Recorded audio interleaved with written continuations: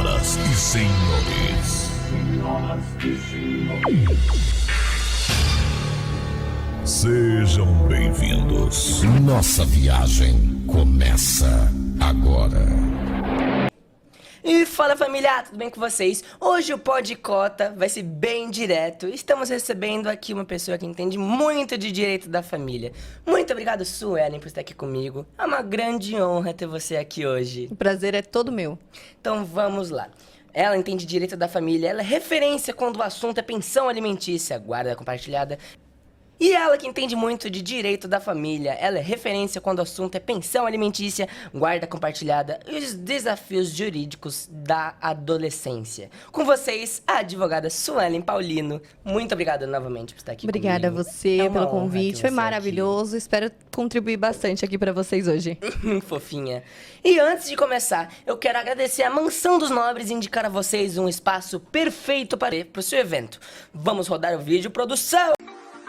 Mansão dos Nobres, o lugar certo para fazer a sua festa. Se liga nessa piscina, 4x8, com a prainha para sua criança poder se divertir, escada para acessar a parte mais funda da piscina. E esse pergolado lindo, maravilhoso para você tirar suas fotos. Um lindo espaço instagramável e essa churrasqueira top, só de olhar dá vontade de assar uma carne. Geladeira, freezer, bancada. Agora, se liga nesse banheiro, um banheiro mais que especial. Esse banheiro aqui a gente pensou com muito amor, com muito carinho, para atender as pessoas com deficiência. O outro banheiro, chuveiro para tomar aquela ducha, ir embora arrumadinho, cheirosinho, chegar em casa daquele jeito. Vem pra cá, Mansão dos Nobres. Aqui a sua festa está garantida.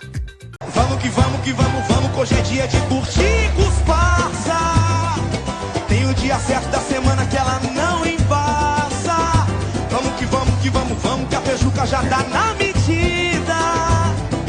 Tô ficando louco com esse clima, ainda é tardezinha. Se tem batucada, conversa. E se você quer fazer o seu evento, o contato deles vai estar passando aqui embaixo e vai estar na descrição também da Mansão dos Nobres. Do vídeo da Mansão dos Nobres. Eu garanto um momento com muita diversão, piscina, churrasco, um evento maravilhoso e um espaço inclusivo que vocês vão amar. Um abraço para o Clodoaldo e o Paulo. Muito obrigado, pessoal. Vocês são uns anjos. Então vamos lá. Primeiramente, obrigado, obviamente. E como que você decidiu que você queria fazer direito e como você chegou onde você chegou?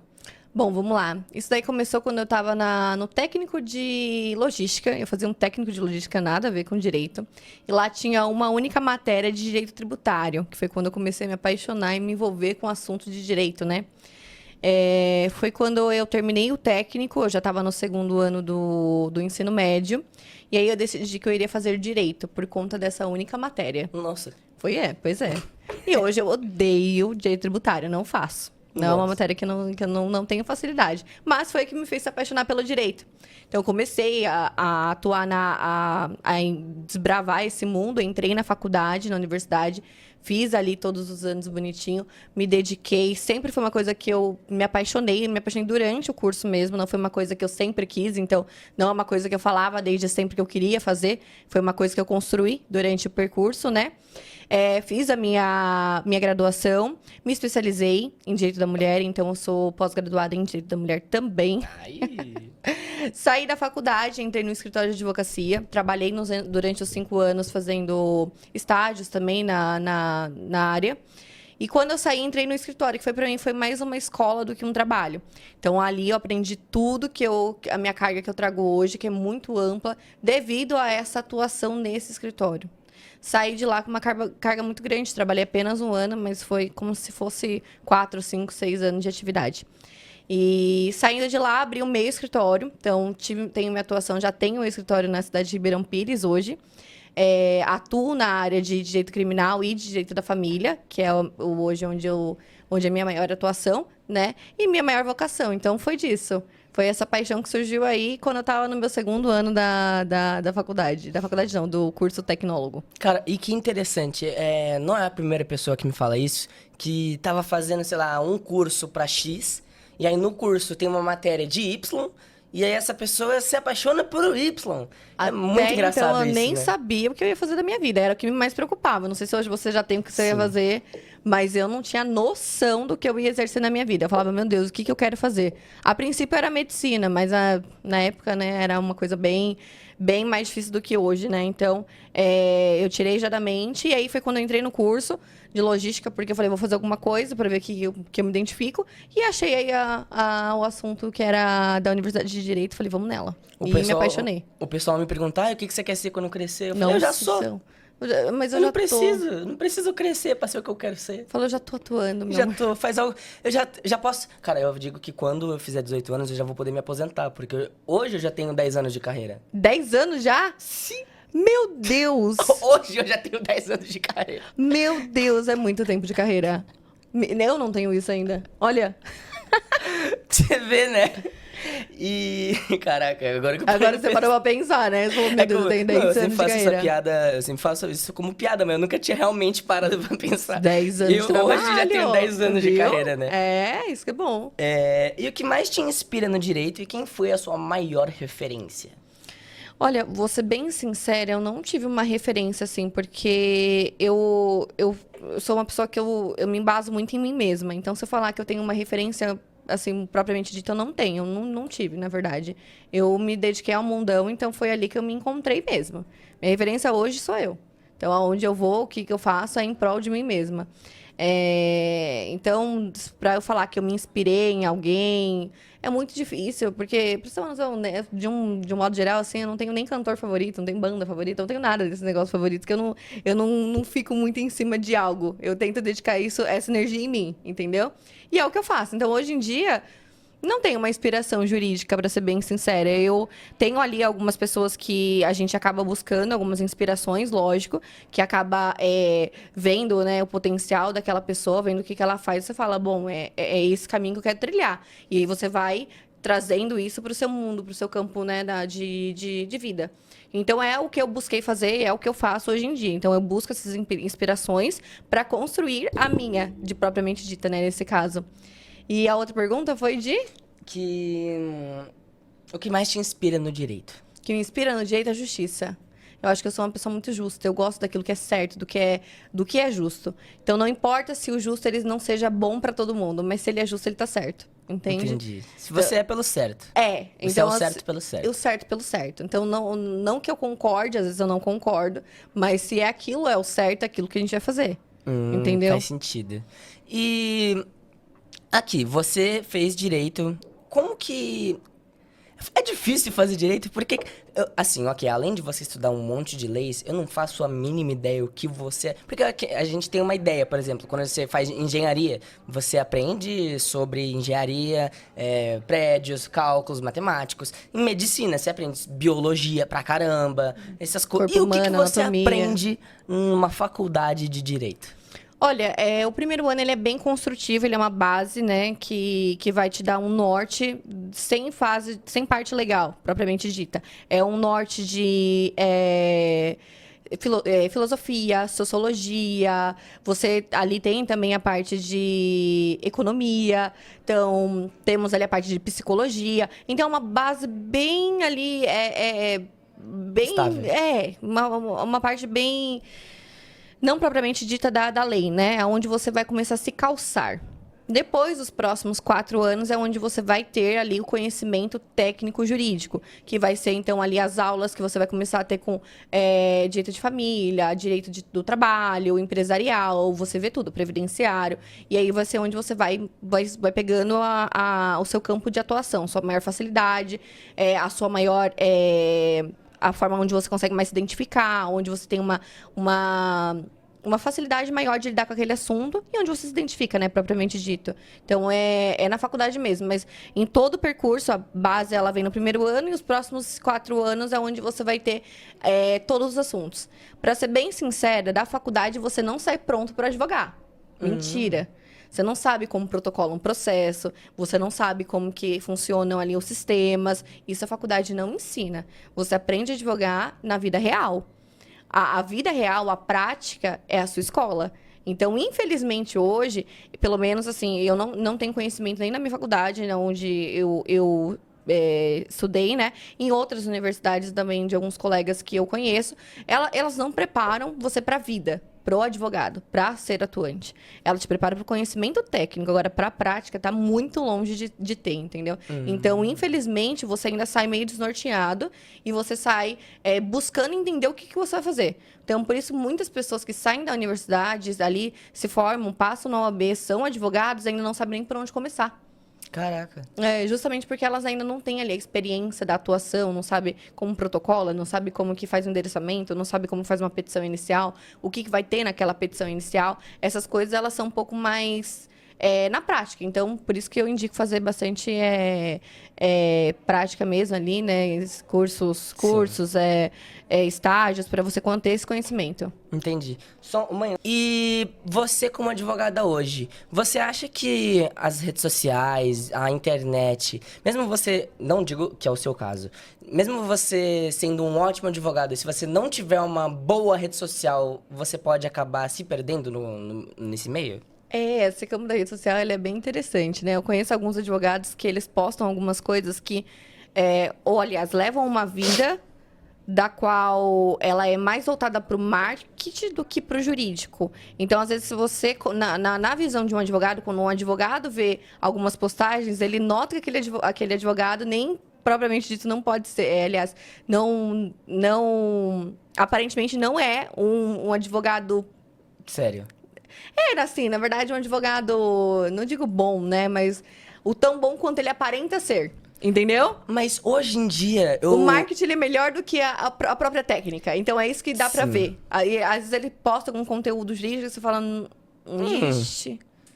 Só que quem vê de fora e não tem o conhecimento jurídico e técnico, fala, meu Deus, o cara é bom. Ele é maravilhoso, é nele. Entendeu? Então, essa questão do marketing jurídico, ele é bem complicado, porque tem essa parte de ludibriar, dá pra ludibriar. Faz sentido, porque, assim, eu não vejo um advogado se comprometendo todos os dias. Pô, um advogado é uma pessoa ocupada, tem casos pra ver, pessoas pra conversar. A não ser que você seja muito rico e você possa intermediar tudo isso, não tem como um advogado tá lá todo dia gravando reels, postando story, gravando, que não sei o quê. Era meu sonho. Era meu sonho. Não, Eu queria, e muita gente pergunta, por que você não grava a sua rotina? Quero acompanhar um dia da sua rotina. Mas é que não dá tempo. Então, porque, o cara, que não dá, é tão legal eu quanto posto. o pessoal pensa, né? Não, apesar que eu acho legal. E até porque, assim, a minha rotina, ela nunca é uma rotina, todo dia eu faço a mesma coisa. Eu não acordo todos os dias e faço a mesma coisa. Nossa, minha rotina é repetitiva. Não, a minha tá longe de ser. Nossa. Longe de ser. Então, hoje eu tenho atendimento, amanhã eu tô numa delegacia, no outro dia eu tô numa audiência criminal, no outro dia eu tô numa audiência de família, no outro dia eu tô fazendo só atendimento, no outro eu tô só trabalhando ali na parte técnica. Então, assim, eu não tenho uma rotina. Não tenho. Então, todos os dias eu posso estar em uma cidade, em algum lugar diferente, eu posso estar no meu escritório. Não tenho rotina. Então, por exemplo, hoje eu tô aqui. De manhã eu tava trabalhando. Ontem eu tava fazendo uma cirurgia. Nossa! Caraca! Ok, entendi. Ok, faz sentido. Então, assim, a gente não tem rotina, não Cara, tem se dia, não pegar tem sua nada. vida, faz uma série com cada dia um episódio diferente. Um episódio diferente, Meu entendeu? Deus. Faz um episódio diferente. Então dá pra acompanhar, porque Sim. é legal. Pô, a minha rotina é o seguinte, eu acordo, gente, vamos pro banho. Banho, Vamos pra escola. volta da escola. Depois, vamos almoçar. E Vamos... tem as tarefas da escola e aqui o podcast. Caraca. Não, Faz a minha sentido. não. A minha não. Então, assim, todos os dias é uma rotina totalmente diferente. Tem dias que são mais tranquilos, tem dias que são muito mais agitados, E entendeu? você gosta dessa loucura? Eu digo gosto. loucura em relação a loucura. essa ida e vinda, porque eu sei como que é. É loucura. Cara, eu sinto falta dessa loucura, sabia? Eu Antes da gosto. pandemia, que era uma época que eu tava fazendo... Tinha muito teste que era físico. Vou falar um pouquinho agora também. Os testes antigamente era físico. Você tinha que ir ao local, presencial, não físico. Você tinha que ir ao local pra fazer o teste, pra filme, série, comercial, tudo, né? Então eu saía da escola, já almoçando no carro. Aquela coisa Chegava, agitada. aquela loucura, assim. Chegava, tinha que comer, tinha que gravar, tinha que fazer não sei o quê. Estudar texto, porque, querendo ou não, eu sou um aluno, né? Você Mais tem que do que tudo. tá na escola, tem que E estudar. tem que se divertir além disso, né? Com certeza, lazer E faz parte da vida. E o que pra mim sempre foi muito legal é que eu me divertia fazendo essa loucura. E se diverte. Pra mim é uma loucura E hoje em dia já gostosa, não né? tem tanto, porque tudo mudou pro online, né? Sim, gente, eu não gosto do online, vou ser sincero. Eu preferia 1000 vezes quando era pessoalmente, que era mais legal se conversar, fazer amizade. Mas enfim, Qual caso te marcou e te mudou? Não precisa citar nomes, porque a gente sabe que já vai ser um advogado que tá correndo atrás de você pra te processar. Ah, é. Ah, é. Caso que me marcou...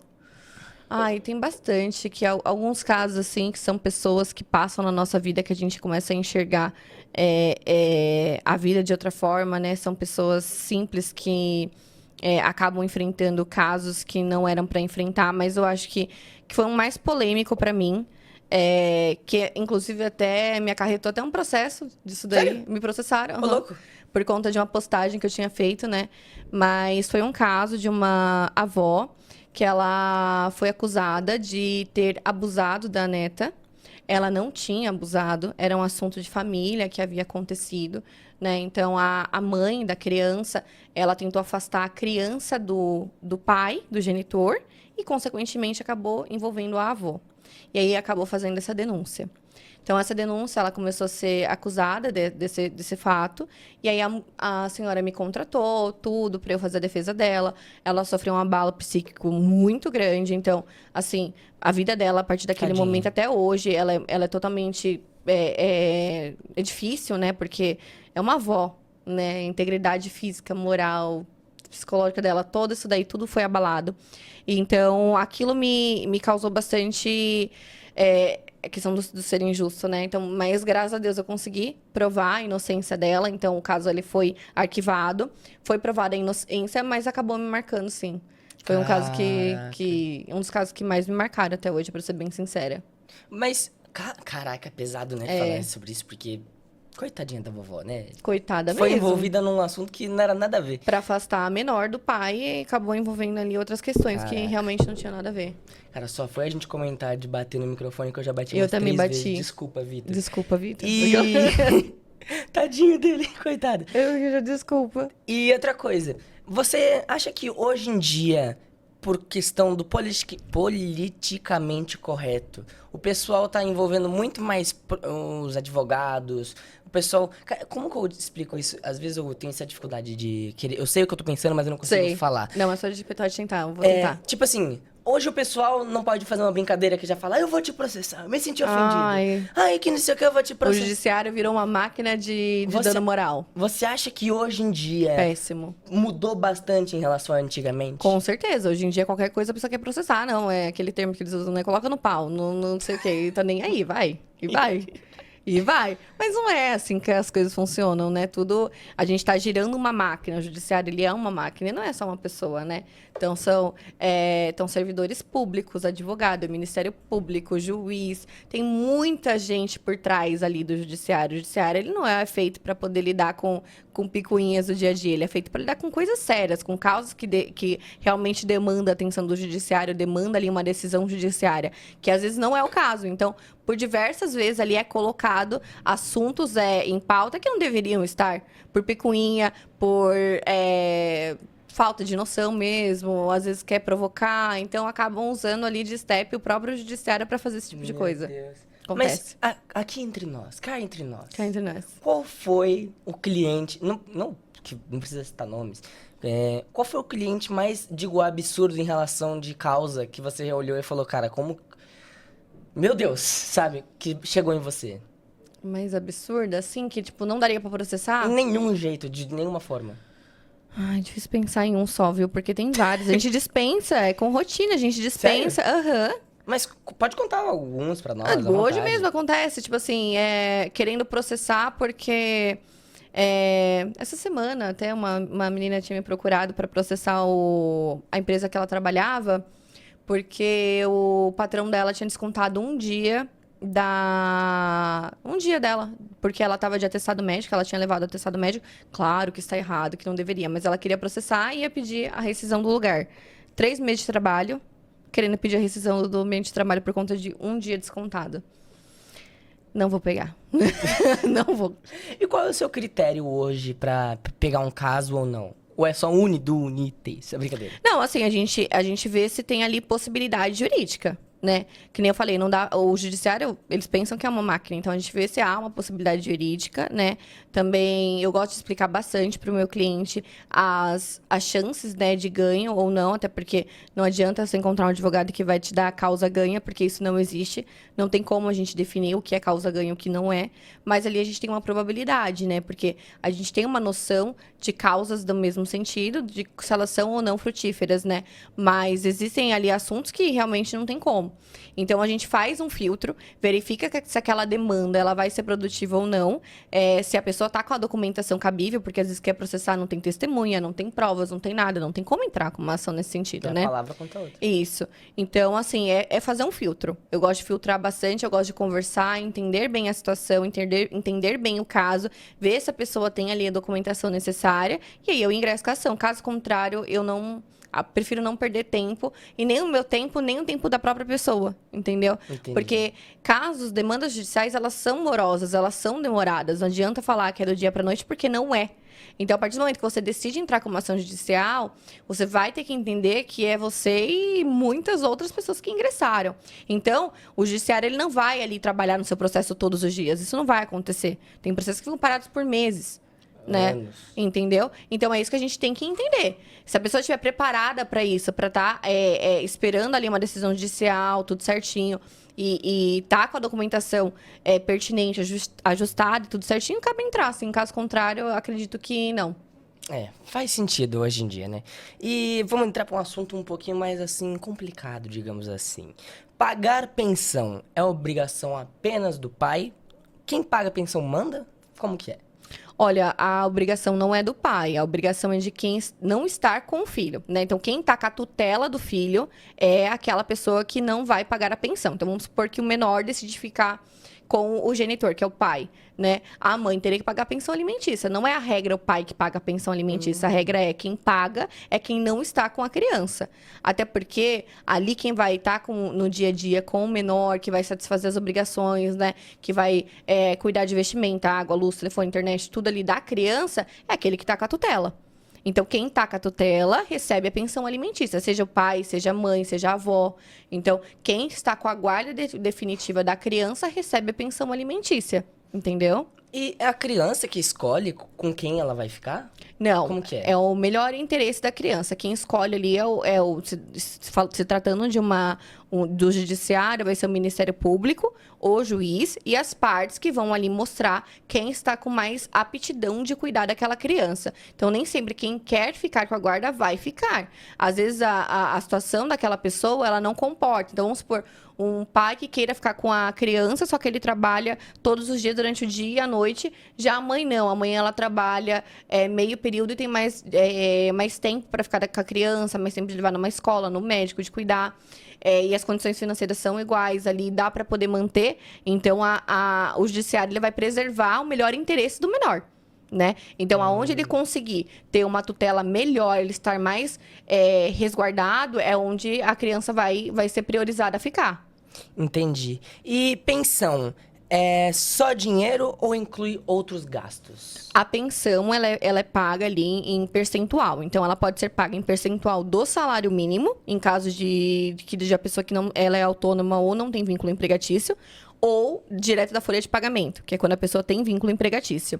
Ela não pode ser pode incluir ali outros gastos, como convênio médico, escola, bens materiais, só que isso não vai estar incluso. Então, vamos supor, eu sou obrigada a pagar 30% dos meus proveitos econômicos. Todos os meses eu vou pagar 30%. Só que se eu quiser ali pagar também, comprar um tênis, comprar uma roupa, enfim, isso não vai estar dentro dos 30%. Além dos 30%, eu posso dar outras coisas, mas eu não posso substituir. Entendi. Entendeu? Faz sentido. Você acha que hoje em dia no Brasil existem muitos pais, digo pais em relação não só a homens, Sim, pais, em pai e mãe. geral, genitores, né? Que se recusam a pagar pensão? Olha, se recusar é um pouco difícil hoje em dia, né? Porque a lei ela é muito ela é muito severa quando diz respeito a menores, né? Pensão alimentícia, assim, ela é bem severa. Não é à toa que hoje a prisão cível, né? Que são assuntos cíveis, né? Que não envolve criminal, a única prisão que existe é a prisão para pensão alimentícia, na parte cível. Então, a única que existe é da prisão, da pensão alimentícia. Então, não é à toa que é um assunto que eles preservam muito por conta de envolver o interesse do menor. É alimentos que a gente está lidando, né? Então, não tem como a gente fugir muito disso, porque é obrigatório o genitor que tá ali, né, compelido a pagar aquele valor, ele tem que pagar. Se ele não pagar, ele vai sofrer as consequências jurídicas, que é prisão ou bloqueio de contas bancárias. Realmente é complicado. É. E guarda compartilhada é sempre 50-50? E dá certo quando os pais não se falam? Olha, a guarda compartilhada não tem regra, né? A guarda compartilhada, ela diz respeito somente às responsabilidades. Muita gente confunde visita com guarda. Guarda é uma coisa, visita é outra. A guarda, ela diz respeito às responsabilidades da criança, ou seja, quem vai levar no médico, quem vai levar na escola, responsabilidade que aquela criança ela tem no mundo. Então, eu tenho ali, se eu tenho um filho, eu tenho que levar ele numa escola, eu tenho que levar ele no médico, eu tenho que levar ele no lazer, eu tenho que estar cuidando dele de todos os âmbitos. Isso são as responsabilidades. Então, a guarda compartilhada é quando os dois, em comum acordo, começam a entrar numa atividade em conjunto para poder exercer a guarda, que é, de fato, as responsabilidades. Então, vamos supor, olha, hoje eu não consigo levar meu filho no médico. Você consegue? Ah, consigo, então eu vou. Então, o outro genitor leva no médico. Isso é a guarda compartilhada, onde eles transferem a responsabilidade entre os dois, entendeu? Não fica só com um. Agora, quando a guarda ela é unilateral, somente um deles acaba ali sendo responsável por toda a vida do menor. A questão de visita é onde entra a questão de ver a criança, contato físico, né? Que normalmente pode ser de 15 em 15 dias, finais de semana, ou então pode ser durante a semana. É livre, vai depender de como os pais eles acabarem definindo. Não tem nada na justiça que falem que não existe regra no sentido de guarda, alimentos e visita. Cada caso é um caso. Então, cada caso vai ser analisado de acordo com as possibilidades. Porque tem criança, por exemplo, que não cabe, por exemplo, pegar... Vamos supor que o genitor ele mora em outro estado. Como que ele vai pegar o filho dele a cada 15 dias. 15 dias? Entendi, faz sentido. Entendeu? Então, ali são regras que são definidas de acordo com a realidade do casal, né? Do ex-casal, no caso, né? E da criança, né? Então, as regras são definidas dessa forma, de acordo com a realidade ali das partes mesmo. Mas, doutora, mudando um pouco de assunto, já em alguma... Eu esqueci o nome. Quando você tá indo pra... Que fica você, o juiz... Audiência. Verdade. Quando você tá na audiência, já aconteceu alguma coisa engraçada na audiência? Assim, eu sei que é meio complicado falar sobre isso. Audiência, ó, coisa engraçada. Algo vergonhoso, qualquer coisa assim. Acontece. Tem gente que tá em audiência de conciliação, acha que tá falando com o juiz, mas a audiência de conciliação não tem nem juiz. Então, acontece. Acaba soltando alguma coisa que não era pra falar, fala, coisa que você orienta o seu cliente, ó, você não pode falar isso, ele vai lá e fala. Acontece. Acontece mais do que o normal. Acontece. Mais, você tenta orientar, mas ali, às vezes, não rola. Cara, eu imagino, eu vi qual é o nome? A Deolane, acho que é Deolane. A Deolane, a ex-esposa do MC Kevin, né? Cara, ela tava num podcast, ela falou... Não, eu fui lá e falei pro cliente falar isso. Aí ele vai lá e fala totalmente o contrário do que eu falei. Acontece. Nossa. Acontece, Que porque a gente tenta orientar. E o que faz? Não faz. Porque assim, se é o momento dele de fala, ele vai ter que falar. E se ele falou aquilo, não tem muito o que fazer. Não. Você não pode falar, calma, respira. Dá pra falar, só que assim... tenta contornar, né? Não foi isso que ele quis dizer, aí você tenta esclarecer depois. Muito isso acontece em audiência trabalhista. Então, às vezes, o cliente ele vai lá, ele conversa com o advogado, aí ele relata o que aconteceu, chega na audiência, ele relata outra coisa. Então, o advogado coloca uma coisa no processo. Ah, não foi assim, não. Não foi desse jeito, não. E aí, aí o advogado fica com aquela cara de placa de 50 por hora. Aquela cara de taxa. Cara de taxa. Deve ser triste, né? Porque, triste, mas imagina, a gente tá você vai lá, acostumado. eu imagino você, tipo, você vai lá, você escreve, faz bonitinho o que ele tem que falar, o que ele pode fazer, o que ele não pode fazer, você passa pra ele, explica com toda a calma. Orienta com toda a calma. Aí vai lá e faz merda, mas enfim. Acontece. A gente vê vários casos de problemas na adolescência. O adolescente tem voz ativa na justiça e ele tem algo desfavorecendo ou favorecendo ele em relação a adultos. Como lidar juridicamente com a rebeldia? Então, olha, a questão do adolescente, ela é um pouco mais ampla, porque apesar dele não ter literalmente uma voz ativa, porque ele tem um representante legal, né? Ele consegue ser ouvido no estudo social por um especialista que vai entender qual é a vontade dele. Se a vontade dele é ficar com o pai, quer ficar com a mãe, como que é a realidade dele, se ele está sendo bem tratado em casa, se não está. Então, é feito um estudo social dentro do processo para poder resguardar ali a vontade dele e ali os seus interesses, entendeu? Então, a voz ativa dele normalmente é feita nesse momento, quando é feito um estudo social. A rebeldia, a gente não tem como lidar. A gente tem que ali enfrentar da forma como pai e mãe mesmo. Então, sendo o pai que vai ficar com a guarda ou a mãe que vai ficar com a guarda, é óbvio, né? A questão dessa adolescência de rebeldia, ela acontece com todo mundo. Então, a gente evita trazer tudo isso para o processo, mas tentar mostrar de forma mais racional e de forma mais proveitosa para o juiz, para ele tentar ali fazer o melhor pro menor mesmo, né? De todas as formas. Então, escolher com quem que ele vai ficar, enfim. Entendi. E o que acontece quando um adolescente ele rejeita um dos pais? Como Por exemplo, assim? eu sou como que eu falo isso? Foi designado pra eu ficar com o Robertinho, Tá. que é meu pai. Minha mãe, a Cláudia. Eu não quero ficar com o Robertinho, eu quero ficar com a Cláudia. Tá. Eu tenho voz, tipo, eu hoje, se eu quiser falar, não, eu não quero ir com ele, eu quero ir com ela, eu posso? Então, assim, no processo, quem teria que entrar com a guarda seria sua mãe. E aí, ela ia narrar tudo isso. De primeiro momento, provavelmente, você ficaria com ela. Seria feito o estudo social, você ia narrar tudo isso, que você gostaria de ficar com ela. E a probabilidade de você conseguir isso daí é muito grande. Porque todos os elementos, eles estão voltados à sua vontade, à sua necessidade e à guarda da mãe. Aí, a gente consegue demonstrar. Agora, é muito difícil. O juiz, ele trabalha com provas e com aquilo que as partes trazem para os autos, para o processo, né? Então, é muito difícil acontecer não vou falar de ser uma decisão errada, né? Mas de ser uma coisa que não preserve o menor, entendeu? Então, se aquela vontade dele, provavelmente é porque lá é um ambiente mais saudável, um ambiente onde ele se sente melhor. Então, é muito difícil isso ser revertido, sendo bem sincera. Entendi. E vamos entrar agora no jogo rápido. Eu vou fazer uma pergunta, ou eu vou falar uma frase, e você continua ou completa, ok? Tá, vamos lá. Vamos lá. Eu sou em uma única palavra. Eita, perseverante. Eu nunca, mas eu queria. Fiz o Reels e queria fazer. Realmente.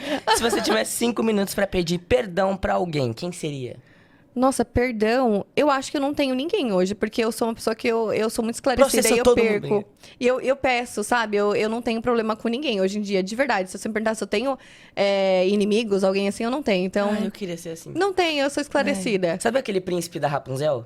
Eles Sei. me odeiam. Eles também não gostam de mim. E Quem tá são tudo esses? bem. Eles também não gostam de mim. E tá tudo Queria bem. ser assim. Eu sou. Um lugar especial. Eu gosto bastante de... eu gosto de Paraty, Rio de Caraca, Janeiro. Falaram de Paraty hoje também. Sério? Se eu pudesse, eu... Se eu pudesse, eu me aposentaria. Brincadeira. Também. Quem não, né? Eu viajaria o mundo, se eu pudesse. Se eu Também. pudesse, eu Aposentada. viajaria o mundo. Com bastante dinheiro no bolso. Meu Sim. Deus. Sim. Uma frase. Uma frase... Nossa. A justiça sempre vence. Concordo. Como você gostaria de ser lembrada? Pela minha capacidade, pela minha... justamente pela minha perseverança, pela minha forma de levar o mundo, pela luz que eu tento trazer na vida das pessoas. Acho que por isso, por ser uma pessoa boa pro mundo, por trazer algo bom para quem eu conheço. Ai, que fofinha. Nhê.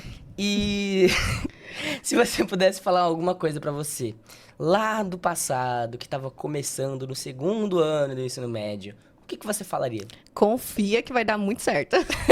Segue, vai na fé. Só continua. Infelizmente, eu tenho uma péssima notícia pra te dar. Qual? Infelizmente, o nosso Podcota chegou ao Acabamos! fim. Meu Deus, voou! Sim! Não, cortaram o nosso tempo, brincadeira. Não é possível. Queria agradecer É primeiramente verdade. a Deus. Tô falando. Queria agradecer primeiramente a Deus e meus pais, a Renata da Festa da Lembrancinha, que fez essas canecas maravilhosas. A Mansão dos Nobres, que vai estar aqui o contato lá embaixo, pra vocês entrarem em contato com eles, que tem um evento maravilhoso maravilhoso. É claro, a você, meu bem. Ah, Muito meu obrigado amor, por foi estar um aqui prazer. comigo. É claro, ao Vitor, o nosso técnico que tá ali atrás. A mamãe também. E é claro, a todo mundo que tá aí atrás nas telinhas. Muito obrigado por estar aqui comigo mais um dia. Se inscreve no canal, deixa o like e ativa o sininho pra não perder nenhuma notificação. E eu tenho uma última pergunta pra fazer pra essa gatinha. E garantir os direitos dos filhos, mesmo em meio a conflitos, pode? Pode cota! Então vem comigo, pessoal.